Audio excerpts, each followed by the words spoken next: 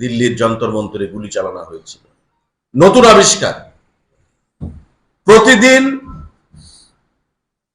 চেষ্টা চালিয়ে যাচ্ছেন, গোল করতে পারছেন না, প্রতিদিন মানুষকে বিভ্রান্ত করছেন, একের পর এক বিভ্রান্তির সুরে কথা বলছেন, এবং এগুলো হতাশার লক্ষণ বলে আমরা মনে করি। ভারতীয় জনতা পার্টি সারা দেশ ঝাড়খণ্ডের এই ছাত্র ছাত্রীদের যে গণতান্ত্রিক আন্দোলন তার পাশে রয়েছে, এবং আমরা দ্ব্যর্থহীন ভাষায় বলছি, তাদের যে দাবি, এটা গণতান্ত্রিক দাবি, তাদের যে দাবি এটা আগামী প্রজন্মকে সুরক্ষিত করার দাবি, এবং এই ছাত্র ছাত্রী যে দাবি সেটা দুর্নীতি মুক্ত প্রশাসনের জন্য দাবি। আজকে ঝাড়খণ্ডের ছাত্ররা যে দাবি করছে, দিল্লির ছাত্ররা যে দাবি করেছিল, আপনি তাদেরকে ছাত্র হিসেবে গ্রহণ করলেন, অথচ ঝাড়খণ্ডের ছাত্রছাত্রীদেরকে ছাত্র হিসেবে আপনি গুরুত্ব দিতে নারাজ। এই ডাবল স্ট্যান্ডার্ড নীতির বিরুদ্ধে, ডাবল স্ট্যান্ডার্ড পলিটিক্সের বিরুদ্ধে আমরা সোচ্চার হচ্ছি, এবং আপনাদের প্রত্যেকের কাছে আহ্বান জানাবো, সাংবাদিক বন্ধুরা, আপনারা যারা গণতন্ত্রের চতুর্থ স্তম্ভ, আপনারাও এই বিষয়গুলোকে, দ্বিমুখী নীতি, একটা জাতীয় দল, তার নীতি সারা দেশে এক হবে, কিন্তু আমরা দেখতে পাচ্ছি শুধু টেম্পোরারি ক্ষমতা লাভের জন্য, টেম্পোরারি রাজনৈতিক ফায়দা লাভের জন্য প্রতিটি রাজ্যে বিভিন্ন ধরনের পলিসি তারা অ্যাপ্লাই করে থাকে, অ্যাডপ্ট করে থাকে। দিল্লিতে একরকম নীতি, বাংলায় একরকম নীতি, ত্রিপুরায় একরকম নীতি, ঝাড়খণ্ডে একরকম নীতি, কেরালায় আরেক রকম নীতি, এবং এর ফলে এই দলকে মানুষ বিসর্জন দিয়েছে, জনবর্জিত হয়েছে। এবং এই আন্দোলন থেকে একটা জিনিস পরিষ্কার, যে রাহুল গান্ধীর নির্দেশেই, কারণ উনি সেখানে কোয়ালিশন পার্টনার ঝাড়খণ্ডে, ওনাদের নির্দেশেই সেখানে ছাত্রছাত্রীদের যে গণতান্ত্রিক শান্তিপ্রিয় আন্দোলন তার উপর এই বর্বরিক অ্যাটাক সম্পন্ন হয়েছে। তাই উনি মুখে কুলু পেটে বসে রয়েছেন, ঝাড়খণ্ডে এসে ছাত্রছাত্রীদের পাশে দাঁড়িয়ে কথা বলছেন না। যদি সৎসাহস থাকে, জেএমএম সরকারের বিরুদ্ধে কথা বলুন। যদি সত্যিকারে আপনি ছাত্রছাত্রীর স্বার্থ নিয়ে উদ্গ্রীব থাকেন, তবে ঝাড়খণ্ডের জেএমএম সরকার, কংগ্রেস সরকারের বিরুদ্ধে কথা বলুন, বা তাদের দাবি মেনে নিন। মোদিজির সৎসাহস ছিল ধর্মেন্দ্র প্রধানকে পদত্যাগ করতে বলেছেন, ধর্মেন্দ্র প্রধান পদত্যাগ করেছে। মোদিজির সৎসাহস ছিল দুর্নীতিমুক্ত পেপার লিকের বিরুদ্ধে বিল এনেছেন। আগামী দিনের ছাত্রছাত্রীদের ভবিষ্যতের কথা চিন্তা করে পার্লামেন্টে আলোচনার কথা বললে রাজি হচ্ছেন, কিন্তু পার্লামেন্টকে ডিসরাপ্ট করে দেওয়া হচ্ছে, পার্লামেন্টের কার্যপ্রণালীকে বন্ধ করে দেওয়া হচ্ছে, অরাজকতা তৈরি করা হচ্ছে, অ্যানার্কিজম তৈরি করা হচ্ছে। কারণ কি? ঘোলা জলে মাছ ধরতে হবে। অরাজকতা তৈরির মাধ্যমে দেশে একটা বিশৃঙ্খলা তৈরি করে রাখতে হবে যতদিন পারা যায়। এটাই হচ্ছে বিরোধী দলগুলোর সেখানে উদ্দেশ্য। আমি আজকের এই সাংবাদিক বৈঠক থেকে দ্ব্যর্থহীন ভাষায় তার তীব্র বিরোধিতা করছি। ভারতীয় জনতা পার্টি ঝাড়খণ্ডের ছাত্র ছাত্রীদের যে আন্দোলন, সেই আন্দোলনের পাশে আমরা রয়েছি, নৈতিক সমর্থন প্রদান করছি, এবং অবিলম্বে তাদের দাবিকে মেনে নিয়ে ঝাড়খণ্ড সরকারকে, কংগ্রেস এবং ঝাড়খণ্ড মুক্তি মোর্চার যে সরকার, তাদের দাবিকে মেনে নিয়ে তারা সততার প্রমাণ দিক এই সাংবাদিক সম্মেলন থেকে, সেটা আমরা আহ্বান জানাচ্ছি। সাংবাদিক মহিলারা, মেয়েরা যারা আন্দোলনে গেছে, তাদেরকে পর্যন্ত সেখানে শ্লীলতাহানির অভিযোগ, কাপড় চোপড় তাদেরকে টেনে হিচড়ে কাপড় চোপড় ছেঁড়ারও সেখানে অভিযোগ রয়েছে। সাংবাদিক বন্ধুরা, দিল্লিতে যখন লাঠিপেটা হয় আইন শৃঙ্খলা রক্ষা করতে গিয়ে, তখন বলা হয় বিজেপি সরকার বারবারিক।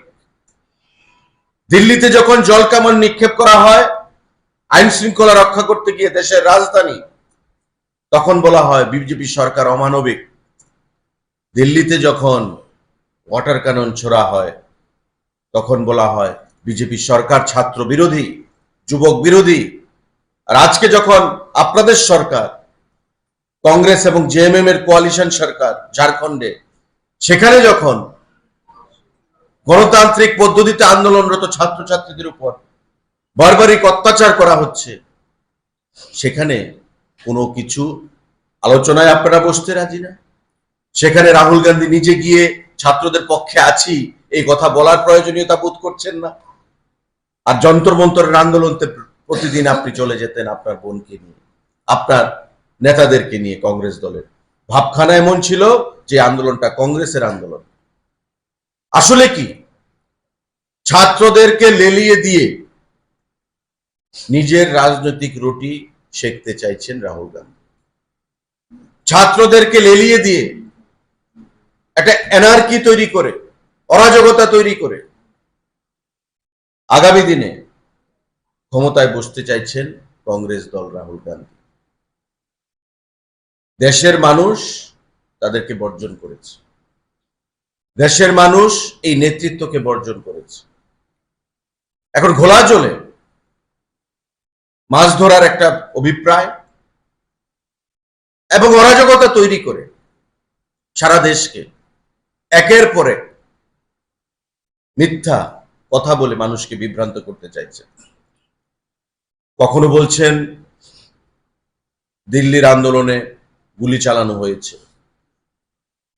আসলে দিল্লির আন্দোলনে একটি গুলিও পুলিশ থেকে, সিআরপিএফ থেকে বা প্যারামিলিটারি থেকে শান্তি রক্ষায় যারা নিয়োজিত ছিল তাদের কারোর কাছ থেকে একটি গুলিও ছোড়া হয়নি ছাত্র আন্দোলনকে দমন করার জন্য।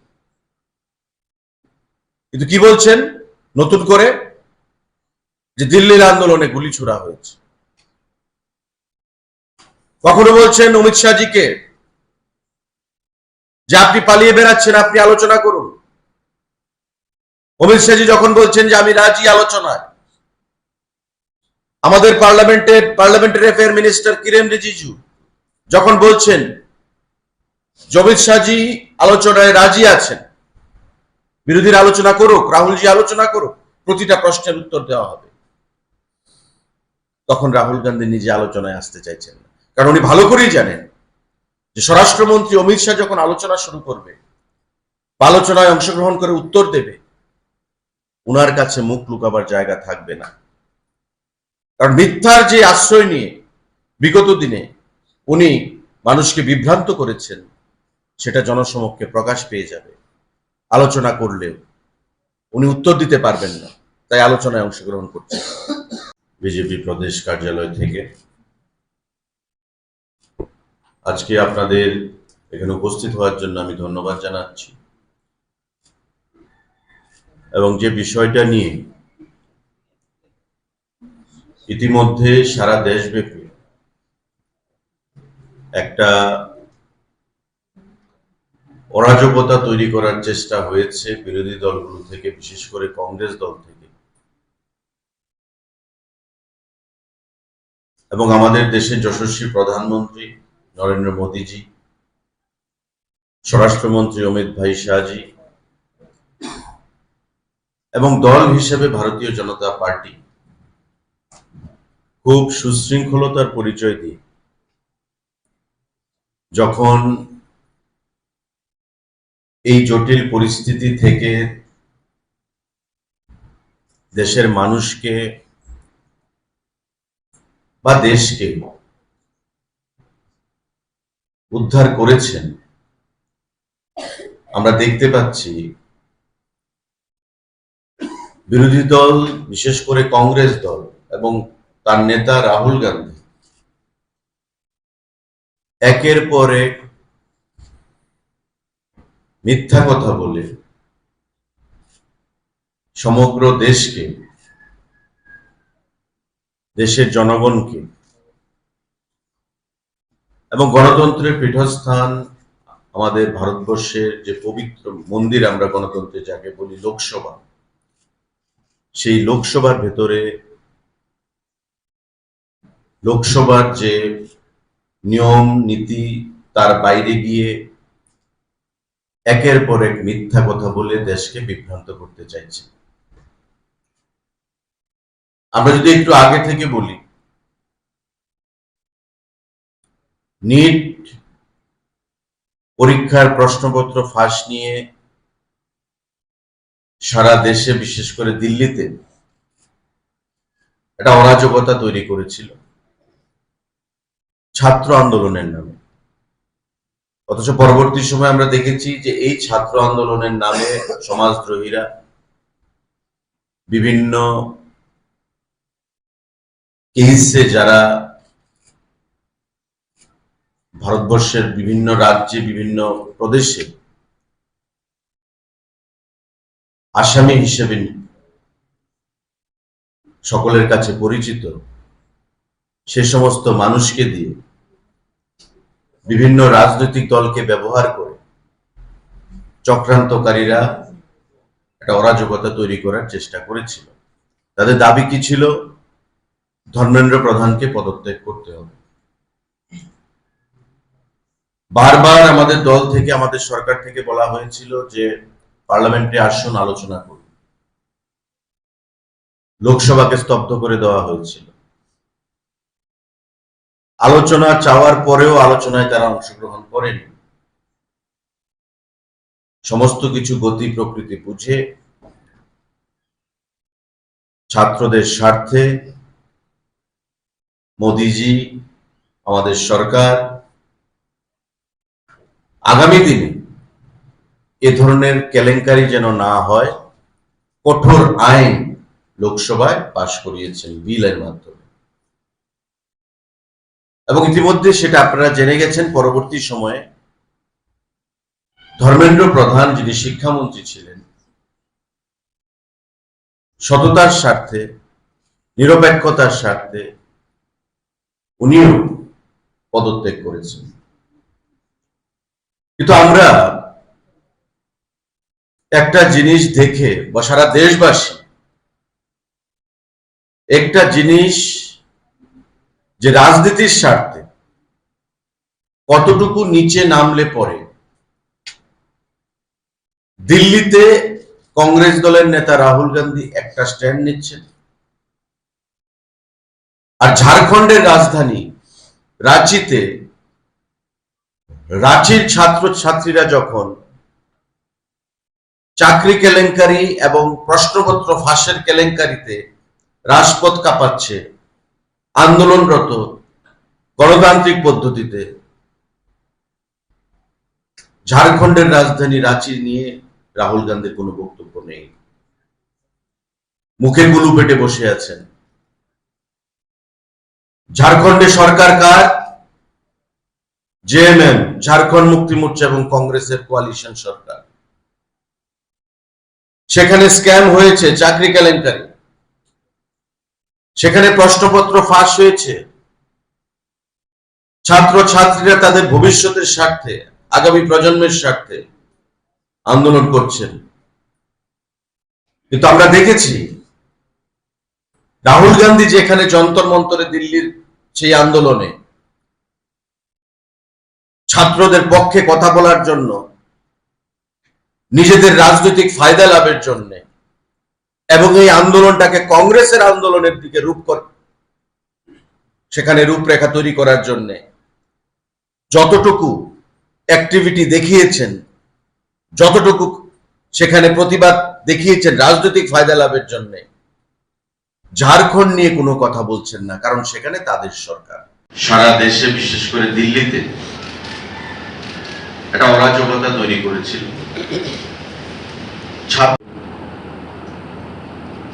লোকসভার যে নিয়ম নীতি, তার বাইরে গিয়ে একের পর এক মিথ্যা কথা বলে। বারবার আমাদের দল থেকে, আমাদের সরকার থেকে বলা হয়েছিল যে পার্লামেন্টে আসুন, আলোচনা করুন। লোকসভাকে স্তব্ধ করে দেওয়া বলে সমগ্র দেশকে, দেশের জনগণকে, যারা ভারতবর্ষের বিভিন্ন রাজ্যে, বিভিন্ন প্রদেশে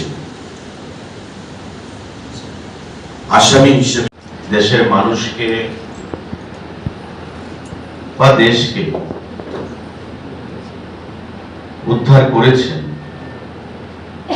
আমরা মুখ্যমন্ত্রী দিল্লিতে অবস্থান করছেন, খুব চর্চা চলছে তীব্রাবতার সঙ্গে বিজেপির জোট সম্পর্ক নিয়ে। কি বলবেন এই বিষয়টা? দেখুন, এটা তো আমরা এই সাংবাদিক বৈঠকের সঙ্গে এটা রিলেশন কি আছে আমি জানি না। মুখ্যমন্ত্রী নিজেই পরিষ্কার করেছেন ওনার দিল্লি যাওয়া নিয়ে বা তীব্রাবতার বিষয় নিয়ে।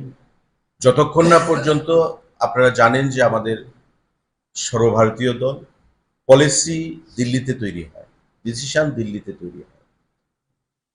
মুখ্যমন্ত্রী গেছেন দিল্লিতে, নিশ্চয়ই উনি এসে সেটা খোলাসা করবেন যে কেন গেছেন, কি আলোচনা হয়েছে, আদৌ কি হবে, এটা মুখ্যমন্ত্রী এসে তার খোলাসা করবেন। তখন দল থেকে পরিষ্কারভাবে আপনাদের সেটা বলে দেওয়া হবে। গতকাল তো আমরা টোটাল বাজার তো আমরা কন্ট্রোল করি না। অনৈতিক যদি কিছু হয়, কালোবাজারে যদি কিছু হয়, তখন আমাদের এনফোর্সমেন্ট আছে এসডিএম এর উপর। এনফোর্সমেন্ট গিয়ে সেটা তদারকি করে, এনফোর্সমেন্ট রয়েছে। কালোবাজারি যদি হয়, আমি বারবার বলছি একটা জিনিস, এখন সারা দেশে সারা বিশ্বে যদি ইনফ্লেশন থাকে, হরমুজের আমি কথা বলেছি যে যুদ্ধ চলছে, সমস্ত দিক থেকে একটু ইনফ্লেশন রয়েছে, সমস্ত কিছু মানে considering the world politics, world scenario, যদি দ্রব্যমূল্য বৃদ্ধি হয় সেটা তো আমার রাজ্যে আলাদা হবে, পশ্চিমবঙ্গে আলাদা হবে, সারা দেশই একই রকম হবে। কিন্তু আমরা আবারও বলছি যে কালোবাজারি যদি হয়, আমরা এটা বরদাস্ত করি না। আর্টিফিশিয়াল ক্রাইসিস যদি তৈরি করা হয়, আর্টিফিশিয়াল ক্রাইসিস তৈরি করে দ্রব্যমূল্য বৃদ্ধি করা, দাম, আমরা এটা বরদাস্ত করি না। আমরা দেন এন্ড দেয়ার অ্যাকশন নিই, এনফোর্সমেন্টের থেকে, ফুড দপ্তর থেকে, সেই দায়িত্বগুলো আমরা যথাযথ পালন করে থাকি। সেপ্টেম্বরে ভারতবর্ষে বাংলার বিভিন্ন জায়গায় আন্দোলন কর্মসূচি, এর মধ্যে মূল বিষয় দ্রব্যমূল্য বৃদ্ধি, পেট্রোলের মূল্য বৃদ্ধি ইত্যাদি। কি বলবেন এই? জেল ভরো আন্দোলন হয়েছে, এই রাজ্যে গণতন্ত্র আছে, গণতন্ত্র আছে বলে সারা রাজ্যে তারা জেল ভরো আন্দোলন করতে পেরেছে। দাবি তো তারা রাখতেই পারে। ইনফ্লেশন বা দ্রব্যমূল্য বৃদ্ধি এটা তো নতুন কিছু নয়। দ্রব্যমূল্য বৃদ্ধি, আজকে পেট্রোলের আপনারা জানেন যে পেট্রোলের কেন দ্রব্যমূল্য বৃদ্ধি হয়ে থাকে।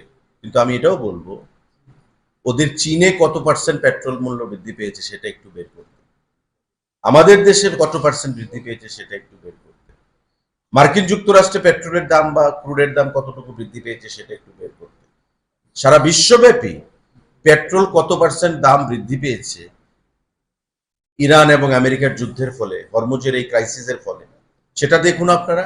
আর আমাদের দেশে কতটুকু পার্সেন্ট বৃদ্ধি পেয়েছে সেটা একটু দেখবেন।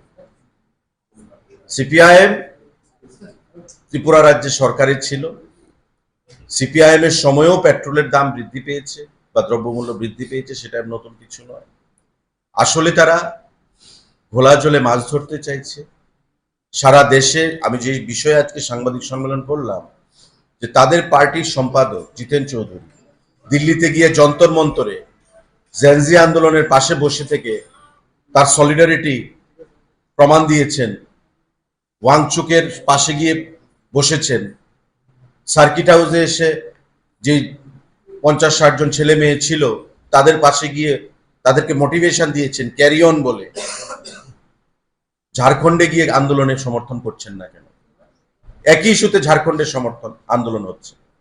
তো সিপিআইএম এর পলিটিক্স, তাদের নীতি আর কংগ্রেসের নীতি একে অপরের পরিপূরক হয়ে গেছে। তাই লোকসভার ভিতর তারা কখনো নিজেদের পক্ষে থাকেন, একসঙ্গে থাকেন।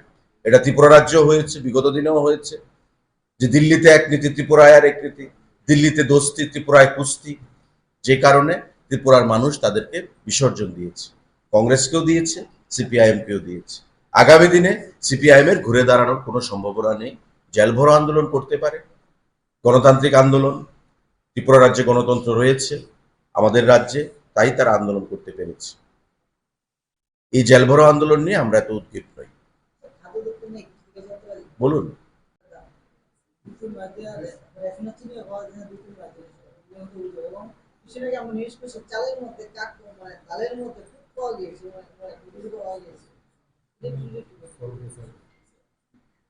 ডালের মধ্যে যে ছত্রাক আপনারা দেখেছেন, আপনারা তো সাংবাদিক বন্ধুরা এই সেন্সটা আপনারা রয়েছে।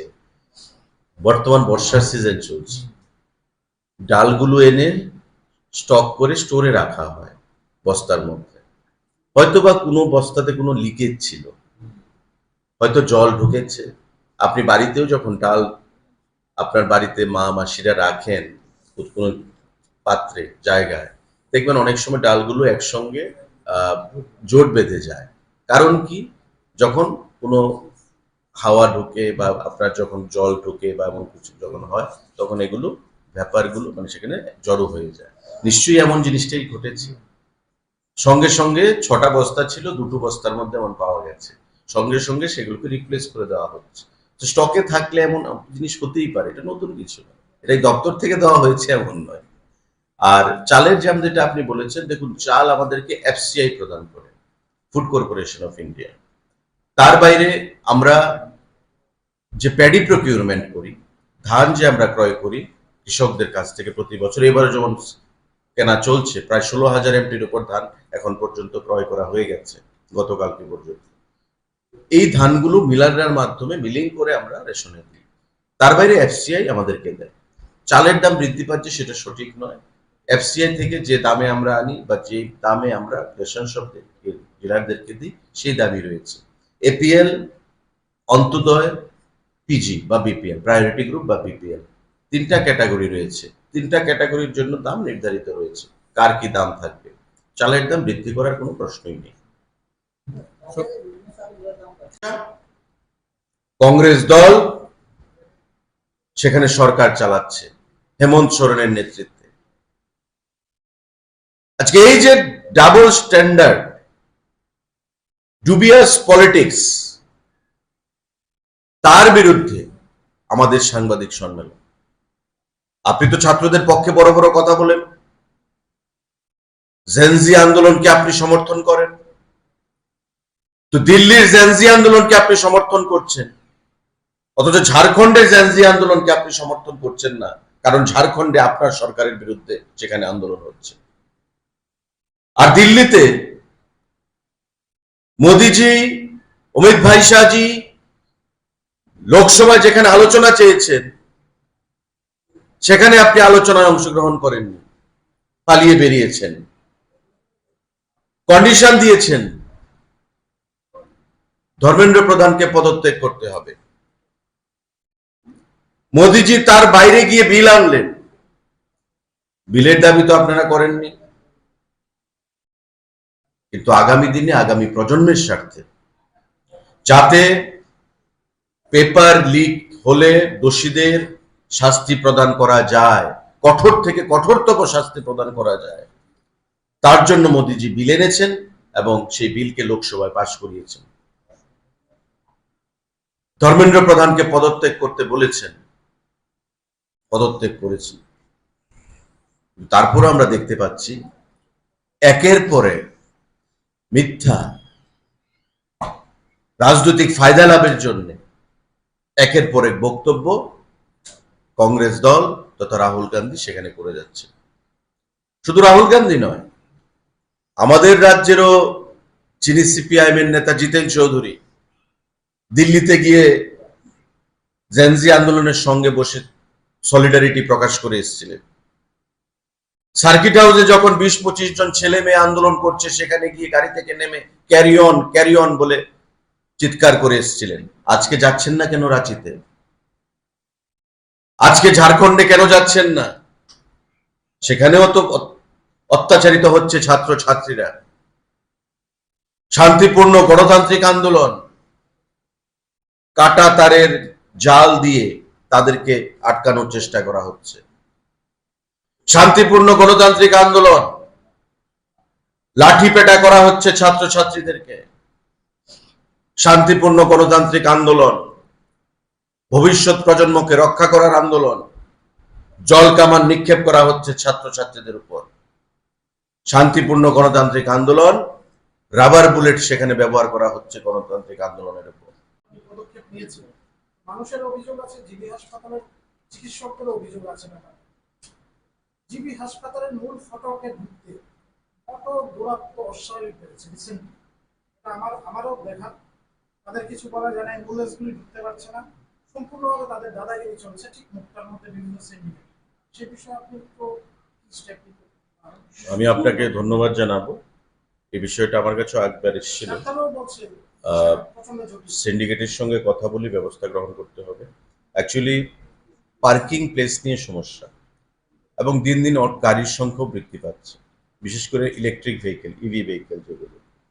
আর বর্তমান পেট্রোলের কথা বিবেচনা করে সারা, যদিও আমাদের দেশে কোনো পেট্রোলের ক্রাইসিস নেই, আমাদের দেশে এটা কেন্দ্রীয় সরকার থেকে বারবার বলা হয়েছে পেট্রোলের ক্রাইসিস আমাদের দেশে নেই, তারপরে ইভি ভেহিকেলের সংখ্যাটা অনেক বেড়ে যাচ্ছে। কারণ ইভি ভেহিকেল আপনার আমাদের দপ্তর থেকে পারমিট নিতে হয় না তাদের, কেন্দ্রীয় সরকারের গাইডলাইন অনুযায়ী। আমাদের অটোদের যেমন পারমিট নিতে হয়, ইভি ভেহিকেল, ইলেকট্রিক যে ভেহিকেল, এদের পারমিট নিতে হয় না। সুতরাং আগরতলা শহরে যতই আমরা অটোর পারমিট বন্ধ রাখি দপ্তর থেকে, ইভি ভেহিকেলদের ক্ষেত্রে যেহেতু পারমিট প্রযোজ্য নয়, তারা ডাইরেক্ট কিনে এনে যত্রযত্র তারা চালাচ্ছে, সংখ্যাটা বেড়ে গেছে। এবং আপনি নিশ্চয়ই অবাক হবেন যে 5 বছর আগে যেখানে ত্রিপুরা রাজ্যে অ্যাজ এ হোল টোটাল গাড়ির সংখ্যা ছিল 4.5 লাখ, মোটরাইজ মানে মোটর ভেহিকেল, আজকে সেটা প্রায় 8.5 লাখ 9 লাখ, 5 বছরের মধ্যে। তো কি 8.5 থেকে 9 লাখ, কি পরিমাণে গাড়ির সংখ্যা বৃদ্ধি পেয়েছে, কি পরিমাণে প্রতিদিন রেজিস্ট্রেশন হচ্ছে, সেটা আপনি বুঝতে পারেন তার পেস এন্ড বাউন্সটা কোন জায়গায় রয়েছে। তো এগুলো বিচার করে আমি, আগরতলা শহরের পরিধি তো আর বৃদ্ধি পাইনি, শহর তো আর রাস্তাঘাট বড় হয়নি বর্তমানে যে অবস্থা রয়েছে, প্লাস আপনি আমাদের পার্শ্ববর্তী বাংলাদেশ সীমানা, আমি শহরকেও বড় করতে পারবেন না। তো শহর যা ছিল তাই আছে, কিন্তু গাড়ির সংখ্যা বৃদ্ধি পেয়েছে। তো স্বাভাবিকভাবেই পার্কিং যে জোন, সেই পার্কিং জোনের সংখ্যাটাও লিমিটেড হয়ে গেছে, যেহেতু গাড়ির সংখ্যা বৃদ্ধি পেয়েছে। তা আপনাকে আমি ধন্যবাদ জানাবো, এই ব্যাপারটা আমার গোচরে এনেছেন। আগেও আমার কাছে যে কোনো একজন বলেছিল, আমি জিবির অটো সিন্ডিকেটের সাথে কথা বলে আধিকারিকদেরকেও বলবো যাতে এই ব্যাপারটা সুরাহা কত তাড়াতাড়ি কিভাবে করা যায় সেই বিষয়ে দৃষ্টি দিতে। স্যার, প্রতিদিন দেখা যাচ্ছে যে বিভিন্ন সম্মেলন হবে, সেখানে নিশ্চয়ই দ্বিপাক্ষিক আলোচনাও হবে। ত্রিপুরার যে ইস্যুগুলো রয়েছে মূলত কানেক্টিভিটির, এইরকম কোনো প্রস্তাব কি দিল্লির কাছে নতুন করে পাঠানো হয়েছে বা এই ব্যাপারে কি ডেভেলপমেন্ট আছে? দেখুন, আমাদের বাংলাদেশ, আমরা আবারও বলি, বাংলাদেশের সঙ্গে দ্বিপাক্ষিক যে আমাদের সম্পর্ক, বাইলেটারাল যে রিলেশনশিপ, আমরা চাই এটা সৌভ্রাতৃত্বপূর্ণ হোক, মধুর হোক। কারণ বাংলাদেশকে আমরা কখনোই আমরা পর ভাবি না, আপন ভাবি, এবং আমাদের পরিবারের সদস্য হিসেবেই আমরা ভাবি। যে কোনো কারণেই হোক, এটা বিশ্ববাসীর কাছে জানা বাংলাদেশের কি অবস্থার পরিপ্রেক্ষিতে আজকে দু দেশের মধ্যে সম্পর্ক এই জায়গার মধ্যে রয়েছে। তারপর আমি বলবো যে আগে থেকে সম্পর্ক অনেকটাই উন্নতি হয়েছে, এবং যত সম্ভব বাংলাদেশ যদি ভারতের সঙ্গে মৈত্রী সম্পর্ক স্থাপন করে যত তাড়াতাড়ি, এটা দু দেশের পক্ষেই এটা মসৃণ হবে এবং দু দেশের পক্ষেই সেটা মঙ্গল হবে। সেপ্টেম্বর মাসে বাংলাদেশের প্রধানমন্ত্রী যে আপনি যেটা প্রশ্ন, ভারতের যে সফরের সেখানে সম্ভাবনা রয়েছে, নিশ্চয়ই দ্বিপাক্ষিক বিষয় নিয়ে আলোচনা হবে। এবং দ্বিপাক্ষিক বিষয়ের মধ্যে আমি মনে করি ত্রিপুরা রাজ্য দিয়ে আখাউড়া বর্ডার বলুন, আমাদের পার্শ্ববর্তী সাবরুমের যে আমাদের আইসিপি বলুন, বা আমাদের সীমান্তপুর বলুন, এই যে বর্ডারগুলো রয়েছে, এই বর্ডারগুলো দিয়ে প্রতি বছর আমাদের যে এক্সপোর্ট ইম্পোর্ট, আমাদের ব্যবসা, আমাদের সাংস্কৃতিক আদান প্রদান, এই জিনিসগুলো আজকে অনেকটাই বন্ধের পথে, বা আগের যে অবস্থায় ছিল সেই অবস্থায় বর্তমানে নেই। যত দ্রুত এগুলোকে আবার রেস্টোরেশন করা যায়, বা যত দ্রুত এগুলো আবার পুনরায় আমরা আগের জায়গায় নিয়ে যেতে পারি, আমাদের বিশেষ করে এই ত্রিপুরা রাজ্যের অনেকটাই মঙ্গল হবে এবং বাংলাদেশেরও তাতে সুবিধা হবে। আমরা বিশ্বাস করব যখন আলোচনা হবে, নিশ্চিত ত্রিপুরা নিয়ে আলোচনা হবে এমন নয়, অ্যাজ এ হোল ভারতবর্ষের সঙ্গে বাংলাদেশের সম্পর্ক নিয়ে আলোচনা হবে। আর এই আলোচনা যখন হবে তখন ত্রিপুরাও আগামী দিনে গুরুত্ব পাবে। কারণ বাংলাদেশ এবং ত্রিপুরা, পশ্চিমবাংলা, আসাম, মেঘালয়, এই যে রাজ্যগুলো বাংলাদেশের সঙ্গে ডাইরেক্ট বর্ডার, আমাদের ইন্টারন্যাশনাল বর্ডার। তো স্বাভাবিকভাবে ইন্টারন্যাশনাল বর্ডার যে সমস্ত রাজ্যের সঙ্গে ভারতের বাংলাদেশের রয়েছে, প্রত্যেকটি রাজ্যই সেখানে বেনিফিটেড হবে, এটা আমরা বিশ্বাস করি। এখন দেখা যাক, বাংলাদেশের মাননীয় প্রধানমন্ত্রী যদি ভারত সফরে আসেন, নিশ্চয়ই ভারত সরকারের তরফ থেকে সেই বিষয়গুলো উত্থাপিত হবে এবং আগামী দিনে আমাদের জন্য সুখবর বয়ে আনবে। একটা প্রশ্ন হয়েছিল সাংবাদিক বৈঠকের বাইরে, দিয়েছে বিভিন্ন সময় বিভিন্ন এক একটা দিন চালিয়ে যাচ্ছে, সেই দিক থেকে কি পৃথিবী চাই পিছিয়ে আছে মনে হয়? তারা কি মানুষের সামনে যেতে পারছে আপনি কি মনে হচ্ছে? কারণ তারা তাদের যে গতিতে চলছে সেই গতিতে কিন্তু সেই আচরণটা দেখা যাচ্ছে। আপনার কি মনে হয় তারা মানুষের বিজেপি কার বিরুদ্ধে আন্দোলন করবে? আপনি আন্দোলনের কথা বলছেন, আন্দোলনের গতি পিছিয়ে যাচ্ছে। তারা তো আন্দোলন করছে। বিজেপিটা কার বিরুদ্ধে আন্দোলন করবে? তারা তো আন্দোলন করছে কেন্দ্রীয় সরকারের বিরুদ্ধে, রাজ্য সরকারের বিরুদ্ধে। এটাই গণতান্ত্রিক সিস্টেম। শাসক দলের বিরুদ্ধে বিরোধীরা করবে। এখন শাসক দল যখন কেন্দ্রীয় সরকার শাসক দল, রাজ্যে ডাবল ইঞ্জিন সরকার কেন্দ্র এবং রাজ্যে, কার বিরুদ্ধে করবে? আমরা তো না চাইতেই পাচ্ছি। বিজেপি সরকার যে পরিমাণ ঢেলে আমাদেরকে দিয়েছে, মোদিজি যে পরিমাণ আমাদেরকে আশীর্বাদ করেছে, এই সরকার প্রতিষ্ঠিত হওয়ার পর বিগত 8 বছরে সিপিআইএম যদি থাকতো, হতো এটা? যা কিছুই করুক, আন্দোলন করুক, উৎসাহ করুক, রাস্তা অবরোধ করুক, জেনজি আন্দোলনের নামে অরাজকতা তৈরির চেষ্টা করুক, যা কিছু করুক, এটা দিল্লিতে করুক আর আগরতলায় করুক, 28-এ এই রাজ্যে আবার বিজেপির সরকার প্রতিষ্ঠিত হবে, আবার 29-এ দিল্লিতে বিজেপির সরকারি মোদিজির নেতৃত্বে প্রতিষ্ঠিত হবে। নির্বাচন আসছে, পৌরসভা নির্বাচন আসছে, তারপর বিধানসভা নির্বাচন হবে, সামনে ভিসি নির্বাচন হবে। কোনো অবস্থাতেই বিরোধীরা, এ রাজ্যের মানুষ বিরোধীদেরকে প্রত্যাখ্যান করেছে, বর্জন করেছে। আগামী দিনেও তাদেরকে গ্রহণ করার কোনো সম্ভাবনা নেই। ভারতীয় জনতা পার্টি অনেক ঘাত প্রতিঘাত, আমি আমার আলোচনায় বলেছি যে কংগ্রেসের ডাবল স্ট্যান্ডার্ড, দিল্লিতে দোস্তি ত্রিপুরায় কুস্তি, পশ্চিমবাংলায় দোস্তি ত্রিপুরায় কুস্তি, সমস্ত ইতিহাসকে নির্লজ্জভাবে ভুলে গিয়ে, সমস্ত শহীদ পরিবারদের যে অবদান সেগুলোকে ভুলে গিয়ে কমিউনিস্ট পার্টির সঙ্গে কংগ্রেস আতাত করেছে। ত্রিপুরার মানুষ বুঝে গেছিল যে সিপিআইএম কে পরাজিত করতে গেলে যারা প্রকৃত বাম বিরোধী মানুষ তারা কংগ্রেসে থেকে আর পারবে না, তাই বিজেপিকে গ্রহণ করেছে। সরকার প্রতিষ্ঠিত হয়েছে মোদিজি নেতৃত্বে, অমিত শাহর নেতৃত্বে সরকার প্রতিষ্ঠিত হয়েছে।